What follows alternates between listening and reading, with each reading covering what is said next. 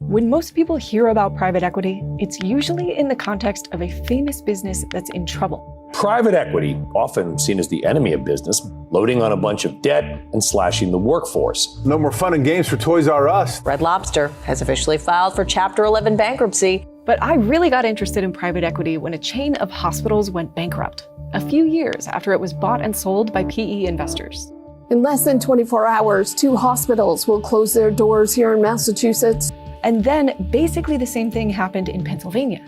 Crozer Health is set to close in just a matter of days now. In both cases, hospitals went bankrupt after private equity firms sold off their real estate, which left the hospitals paying rent to keep using facilities that they used to own. I wanted to know how this keeps happening. Studies like this one find PE ownership of hospitals leads to higher costs and worse care. Whenever things go wrong with private equity, the industry points to its economic benefits. These investments don't just benefit ultra-wealthy people. They help workers with pensions, including firefighters, teachers, and nurses. For decades, the PE industry has marketed its funds as the highest performing investments money can buy. And they use graphs like this to show that PE investments have performed way better than stocks. But experts I spoke with said that's not the full story. The whole chart is pretty much phony. Private equity is living on its past reputation. Yes, there was a time when they beat the market, but many of them are not doing that anymore.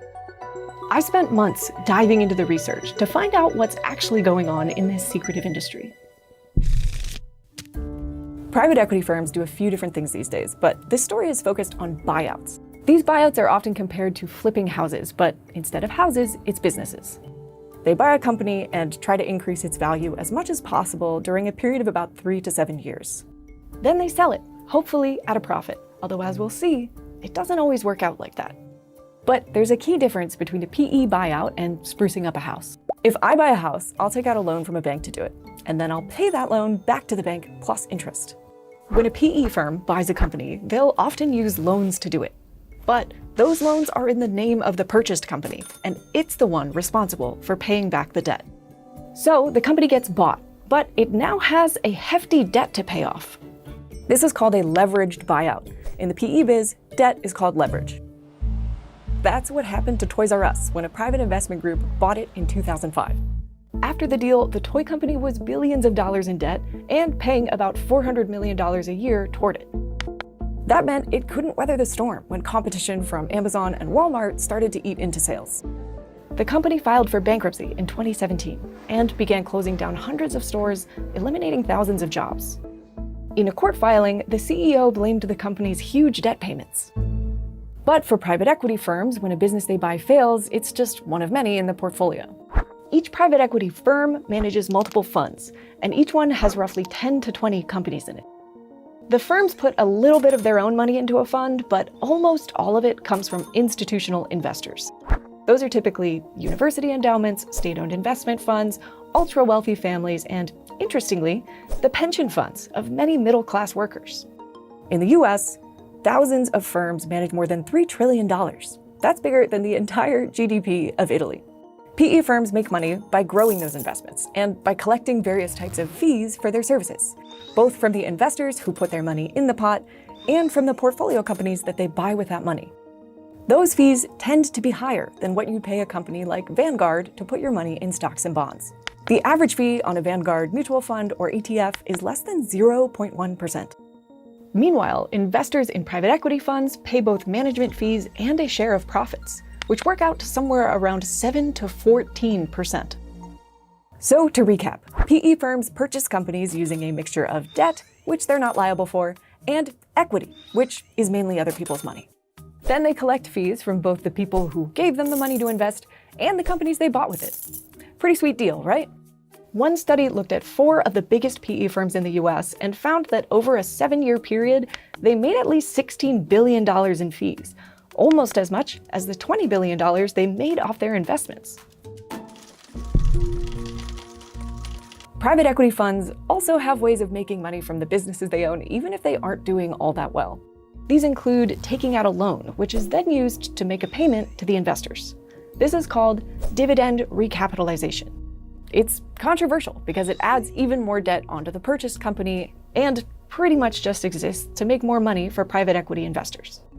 In 2019, the PE firm that owned Staples, Sycamore Partners, paid itself an eye-popping $1 billion, using a dividend recapitalization that left the office supply company further in debt.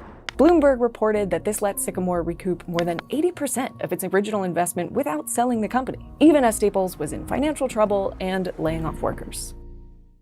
Another maneuver is called a sale-leaseback. That's when the purchased company's real estate is sold off, and the company has to lease it back to keep using it. The PE firm can use the cash from the sale to reinvest in the company and improve its operations, or it can just pay itself more. That's what happened to Red Lobster when Golden Gate Capital bought it in 2014. The PE firm made $1.5 billion selling off about 500 of the chain's properties. Red Lobster then had to pay rent for those restaurants it used to own while juggling other debt. Golden Gate sold off its investment in Red Lobster in 2020, and the restaurant chain filed for Chapter 11 bankruptcy in 2024. But between selling off the real estate and its shares of Red Lobster, the private equity firm made back its initial investment and then some. One thing a lot of coverage glosses over: it's easy to think of these strategies as sneaky and exploitative, and they certainly can be. But remember, they are generally legal. Sometimes companies just make enough money to withstand a dividend recap. Ultimately, when a PE firm takes investor money, it has a legal obligation to act in the best interest of those investors. And that has been private equity's big selling point.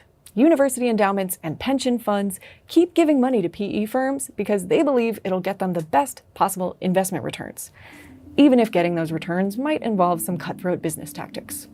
Some studies find companies are more likely to fail after they're bought by PE. One found bankruptcy risk is 18% higher after a leveraged buyout. There's typically more than one reason a company goes under, but famous brands like TGI Fridays, Party City, Payless Shoe Source, Jo-Ann Fabrics all went bankrupt after being bought by PE. When confronted about this, the PE industry will generally say if we have a higher bankruptcy rate, it's because we invest in risky businesses on the brink of failure. But they don't only invest in businesses on the brink of failure. Hard data on this is scarce, but some sources say as little as 1% of PE acquisitions are actually of businesses in distress, meaning not making enough to pay their debts. So what explains the higher bankruptcy risk?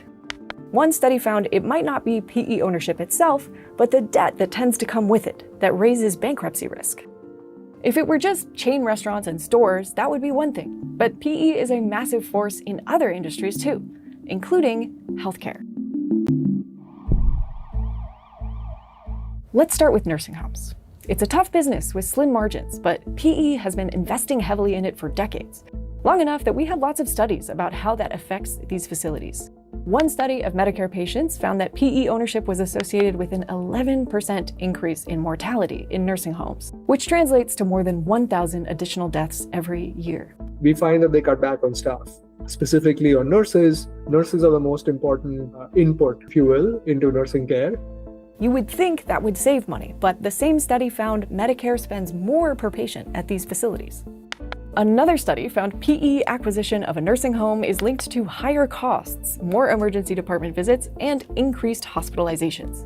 That study is interesting because it only looked at for-profit nursing homes, comparing apples to apples, and found that those acquired by PE still performed worse than for-profit nursing homes not owned by PE. I asked one of the authors about this. I think this may be largely due to the focus on short-term profits.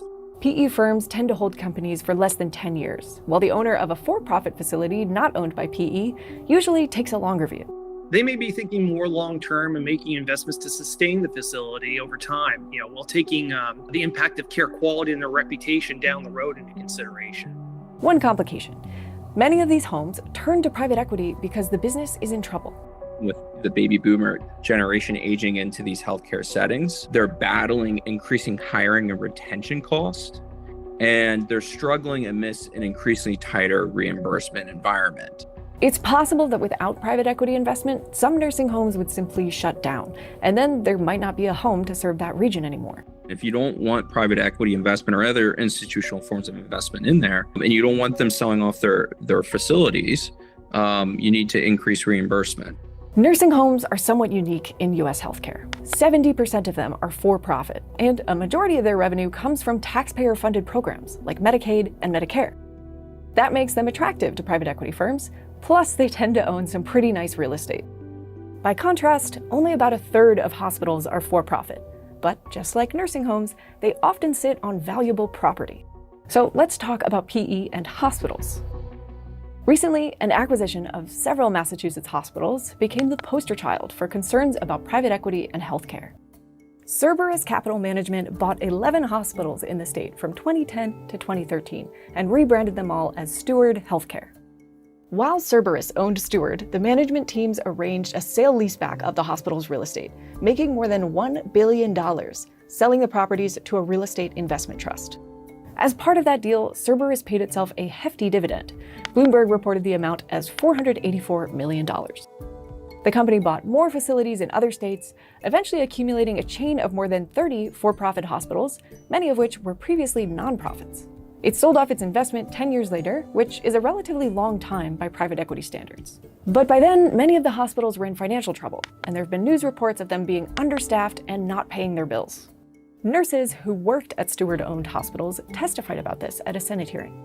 This chronic understaffing has resulted in preventable harm and even death. The chain is now in Chapter 11 bankruptcy, and 6 of its hospitals have closed their doors. Obviously, each time that happens, people in the area lose care or have to travel farther for it. Cerberus says the hospitals were well run under its care, and claims that the problems began after its exit in 2020. But financial documents paint a different picture. By the end of 2019, the hospital chain already had a huge debt problem.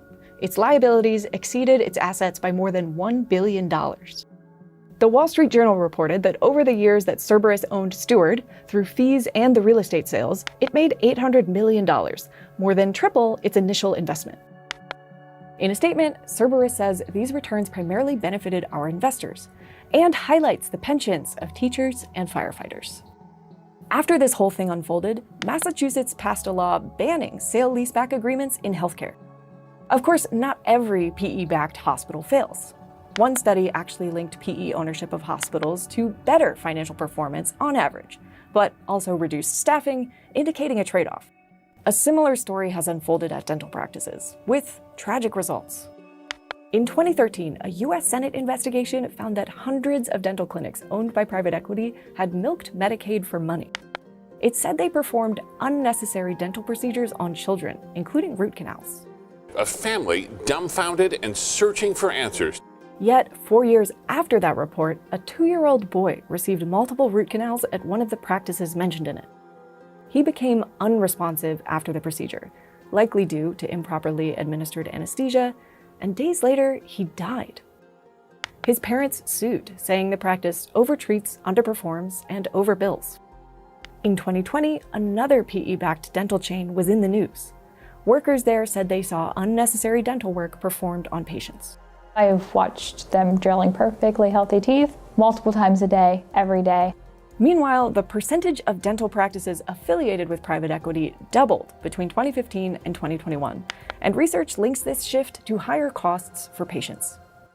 PE investment is moving into more and more areas of healthcare. Right now it's anesthesiology practices and gastroenterologists and pain clinics. Of course, heavy PE investment in these types of settings has brought a tremendous amount of scrutiny and bad press onto the industry. When asked about this, PE firms tend to say they're being scapegoated for systemic healthcare issues. Of course, PE's failures tend to get a bit more media coverage than its successes. It's true that sometimes PE investment can help build up a business. Blackstone's acquisition of Hilton Hotels is a famous milestone in the PE world, sometimes called the best leveraged buyout ever. During the 6 years Blackstone owned Hilton, the chain added more than 1,000 new hotels. After that, Hilton went public again. It raised $2.4 billion in its IPO, the largest ever for a hotel company. By the time Blackstone sold its last stake, it had made $14 billion, the highest ever in PE. PE firms also point to what they say are the broader economic benefits of private equity, driving growth, making businesses more productive, and, of course, higher returns for people with pensions.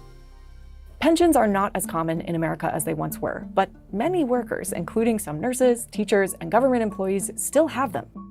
There's over $27 trillion in US pension funds, and nearly 90% of these funds have some investments in private equity. And that gives the industry a strong talking point. Pension funds across the country rely on private equity investment to strengthen the retirement of America's public sector workers and retirees. Experts I spoke with said the industry leans on pensions when it's criticized for its other tactics. Whenever you would go and say, well, it looks like in hospitals you are doing like bad things with the patients, they would say, look, the industry has created tons of jobs, we give lots of good returns to the patient, this is what we are mandated to do, so we're just maximizing profit, we are good. People in the private equity industry say pension funds grow more quickly with private equity because PE offers better returns than the stock market. That is their big pitch to pension funds and other investors. Private markets has outperformed public markets for every single one of the last 20 years. Private market outperformance is consistent. $1 invested in private equity is worth a whole lot more than $1 invested in public equities. There's just one problem with that. We don't actually know if it's true. This is a graph on the website of a professional group that represents the private equity industry. It's plotting state pension returns. You can see it has private equity returns beating stocks for every year studied by more and more as time goes on. I broke this graph down with Jeffrey Hook, who once worked in private equity before writing the book, The Myth of Private Equity. It can't be real that public stocks drop 20 and private equity goes up 2. They're the same kind of companies. So, that's obviously phony. And so the whole chart is pretty much phony. You also have to pay close attention to how PE measures the competition, meaning what indexes they use to represent the stock market. The chart uses a combination of the Russell 3000 and an MSCI index that doesn't include the US. Historically, both have performed much worse than the S&P 500. Here they use performance measures that deliberately understate the performance of the US stock market. So that's another game that the pro-PE propaganda machine uses. Experts I spoke with said the PE industry picks highly convenient benchmarks. A 2020 paper called An Inconvenient Fact explores this idea. A University of Oxford economist, Ludovic Phalippou, wrote it. He found PE funds have gotten about the same returns as public equity indices since at least 2006. At the time, this was a pretty shocking claim, and it's still controversial. If you tell them your performance is not that clear, then they go ballistic. And that's pretty much what happened, with that paper. The paper includes rebuttals from the big four private equity firms, who disagree with Phalippou and claim his analysis contained multiple errors. But he's not alone in questioning whether PE actually beats public markets. You have lots of very senior academics who have the same results in their papers. I didn't invent the data. It's not proprietary data. Like anybody can go and check the numbers. More recently, a working paper from Harvard Business School compared PE returns to what you would have gotten if you'd put the same money towards similar public stocks over the same period. The authors found average PE funds have not actually outperformed their public market equivalents since the great financial crisis of 2008. Eileen Applebaum, another economist, has written extensively about PE and echoed these sentiments. Private equity is living on its past reputation. There was a time in the past when investments in private equity funds beat the market. All of these advantages have been competed away over the years. Institutional investors like endowments have flocked to private equity. In under 2 decades, they've helped increase the cash flowing into the industry tenfold. This means more competition for deals. It's not that easy to find a company that is undervalued that you can buy cheaply, fool around with its books for a while, and sell it for a lot more than you paid for it. It's getting harder and harder to find those companies. Yet, the PE industry still says they consistently beat the stock markets. How can there be so much uncertainty here? Well, the first issue is a lack of transparency. Private companies don't have to share much about their businesses compared to public ones. And even private equity firms that are public companies, like Blackstone and KKR, aren't required to publicly disclose earnings for individual funds. There's been very little pushback from either the investors or the government, in part because everything is so mysterious and hidden and confidential. Some of the best data we have comes from public pension plans, which are relatively transparent about their returns. But the other problem lies in how you analyze the numbers. It's difficult to make a fair comparison between private equity funds and public stocks. You have to make choices, like which time periods you look at and what index you use to measure the public markets. US stocks tend to perform better than the global average, so a global index will be a lower performer, while an American index, like the S&P 500, is harder for private equity to beat. Also, private equity portfolios contain much smaller businesses than those traded on stock exchanges. Phalapu's paper says once you compare apples to apples in terms of region and size of the companies and subtract the fees paid by institutional investors, the supposedly dramatic gap between public and private equity basically disappears. Some of these experts might be seen as pessimistic on PE returns. Analysis from industry sources often supports the idea that private equity beats stocks, but even one of those recently changed its tune. This is BI reporting from March of this year. The investment firm Hamilton Lane issued a report showing that the MSCI World Index beat out PE returns for the first time since the dot-com bubble burst of 2000. Remember, that's the historically lower performing index that the PE industry tends to prefer to use, and this time, PE returns couldn't beat it. So there's lots of uncertainty around the question of when PE stopped beating the stock market. Some people say in 2006, some people say just in the last 2 years. But it seems like that huge gap between the lines on the chart we looked at is looking more and more implausible. All this suggests that pension funds might not be getting as good a deal as they think they are. I mean, Warren Buffett thinks so. Just listen to this clip. If I were running a pension fund, I would be very careful about what was being offered to me. We have seen a number of proposals from private equity funds where the returns are really not calculated in a manner that, they're not calculated in a manner that I would regard as honest.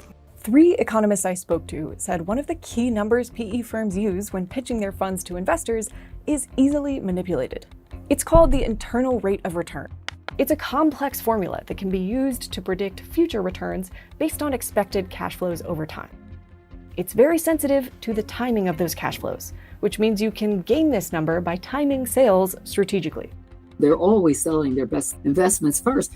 PE firms are usually fundraising for their next fund before the last one has been totally sold off, using figures based on the strong early sales and guesstimating the value of the companies still sitting in the portfolio. The problem is that the unsold companies are probably not worth as much. Their buyout funds have aging companies in them. Well, they sold the good ones early, so these have to be the dogs. If we haven't sold them, are they worth what we say they're worth? It's almost 100% on the honor system. Experts I interviewed said there are also incentive issues here. There's a lot of people who benefit from pretending that the private equity funds all do well. If you're paid to manage a pension fund, for example, you're expected to have an advanced investing strategy. Investing in a classic 60-40 mix of stocks and bonds probably doesn't justify your salary. Not to mention, you might be thinking about your next job. There's a revolving door from public pension funds into private equity. So you want to be on good terms with private equity because that's your next job. This points to a system where even if some of the players here suspected PE doesn't dramatically beat stocks, you'd have little incentive to speak up. One important side note, even if PE investments merely match the stock market or even slightly underperform it, it wouldn't necessarily be the end of the industry. Theoretically, it could still have a place in diversified investment portfolios. Perhaps the strongest indicator that investors are worried about what lies ahead for PE returns is the fact that some, including pension funds, are trying to get out. The same is true for university endowments. In April of this year, Reuters reported that both Yale and Harvard were exploring sales of their PE interests. The universities could simply be looking for cash as they face federal funding cuts. But it's also possible they've been disappointed by the returns on their PE investments. Yale, which pioneered the endowment model, saw a 5.7% investment return for 2024, which was among the lowest performers of the Ivies. And that's not the only change to this industry coming down the pike. Pensions and endowments have been a massive and reliable source of funds for private equity for about 2 decades. Even if those investments scale back slightly, it'll have a big impact on the PE business. So now, the PE industry is looking at other funding sources. One way it's doing that is by gradually working its way down the income ladder. Until fairly recently, if you couldn't write a $10 million check without blinking, you couldn't invest in private equity. But they wanted to get the, near wealthy and the merely very rich into private equity, and they designed products for them. Right now, private equity investments are typically only available to institutional investors like endowments and people with ultra-high net worths. But for years, the industry has sought access to retail investors, essentially meaning regular people. And it scored a big win during the first Trump administration, which removed some of the barriers to having private equity in Americans' 401ks and IRAs. Proponents say it's a way to make a lucrative form of investment available to more people than just the ultra-wealthy. I always said, why is it the richest people in the world get the greatest assets and the average person who needs it the most don't? Others, like Investopedia, interestingly, say this would create significant dangers for mainstream investors who might not understand these opaque, high-risk, and expensive investments. But there are some big hurdles before investing in PE goes mainstream. Private equity investments are highly illiquid, usually 10-year commitments where you can't get your money out. There's also the issue of convincing people to pay high fees. Despite all that, the nation's second largest retirement plan provider, Empower, announced this May that it was opening up private market investing to its 19 million plan participants. The company is teaming up with PE giants like Apollo Global Management to make this happen, and it says the fund is designed to provide liquidity protection and reduced fee exposure. Vanguard also teamed up with Blackstone and another asset manager to launch a fund for retail investors that would include a mix of stocks, bonds, and private markets. By private markets, they mean not only buyout funds, but also private credit, real estate, and infrastructure. Eileen Applebaum says investors should be very cautious. The fees are high. The returns are risky. You could be in one of the funds that doesn't make a good return, but they take your fees whether they make a return or not. Less experienced investors could be jumping into private equity right as new competition is transforming the industry. Here's one of the co-founders of KKR, the firm that pioneered the leveraged buyout. When we started the private equity industry, Jerry, George, and I, there was nobody doing it. Yeah. Today, everybody and their brother seems to be in private equity. We got a room full of private equity people here. Another thing that's changed since the early days of PE is that the industry has shifted its focus to smaller companies in what they call the middle market. But experts I spoke to said there are signs PE dealmakers are struggling to find attractive businesses to invest in. In 2024, firms had record amounts of cash from fund investors that hadn't been put towards a deal yet. That's called dry powder. So dry powder is a problem because it means they kind of figure out where in the economy there will be opportunities to invest that money. Finding deals might be getting harder because so many sectors of the economy have already gotten the PE treatment. A lot of things have been kind of quote unquote professionalized, but they keep going down and down and down to smaller companies, car washes, your roofing companies, your local HVAC guy. Personally, I would have loved for them to do the car washes before the hospitals, but hey, maybe that's just me. So the industry famous for trimming fat might be running out of fat to trim. PE is a trendsetter. They may have started the trend of slashing costs, but it's now the norm in the US economy. Given all these challenges, it makes sense that the firms are diversifying their own businesses. Major private equity firms like Blackstone, Carlyle, and KKR are not exclusively in the buyouts business anymore. They've expanded into real estate, infrastructure, and increasingly private credit. This is part of why these firms don't call themselves private equity anymore, opting for labels like alternative asset managers. Even the industry's main lobbying group changed its name from Private Equity Growth Capital Council to American Investment Council. This could also have something to do with the term private equity developing a poor reputation, but who knows? One thing seems clear. If they're going to get regular people investing in PE, they're going to need to get the word out. It's likely we'll see this historically private industry start to put more effort toward managing its reputation. We've already seen Blackstone start to run TV commercials for the first time ever. The days of PE firms operating in the shadows are ending. Now, they want people to know what private equity is. And of course, to like it. Because PE firms stayed relatively under the radar for so long, I think many people might not have noticed just how big the industry has become. But in fact, this isn't a slice of the economy we can just lift out if we don't want it anymore. It's maybe not the foundation of the economy, but it's a weight-bearing pillar. Just in the US, private equity firms have investments in about 21,000 businesses, which employ more than 13 million people. Private equity is everything and everywhere, whether you like it or not, and it can't really be separated from what the economy is now. Even so, the industry is facing more and more scrutiny from regulators. One of lawmakers' main interests has been closing the carried interest tax loophole. This allows PE investment gains for people in the highest income bracket to be taxed at a marginal rate of 20%, instead of the roughly 37% that they'd pay if the gains were taxed as income. A recent study looked at more than 10,000 funds and found that making this change could have raised up to $250 billion of extra tax revenues over 2 decades. The idea has had bipartisan support in the US for quite a while. Well, one thing I do is get rid of carried interest. I've been in favor of getting rid of carried interest for years. But it never quite makes it over the finish line due to lobbying and pressure from the finance industry. In 2022, it almost made it into the Inflation Reduction Act, but one legislator pushed for it to be removed. That was Senator Kyrsten Sinema, an Arizona Democrat turned independent who happened to receive nearly $1 million that year in donations from private equity and Wall Street interests. Other proposed legislation would go even further than tax loopholes.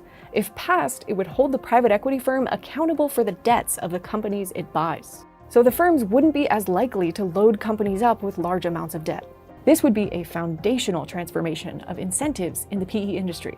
But the chances of that bill passing at present are slim to none. If anything has the potential to actually shake up what's so far been an untouchable industry, that would be institutional investors shifting their resources elsewhere.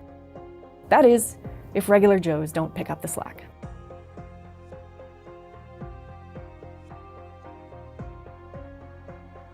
If you're wondering about the sources I used for this video, I made a reading list for you, and it's linked in the video description.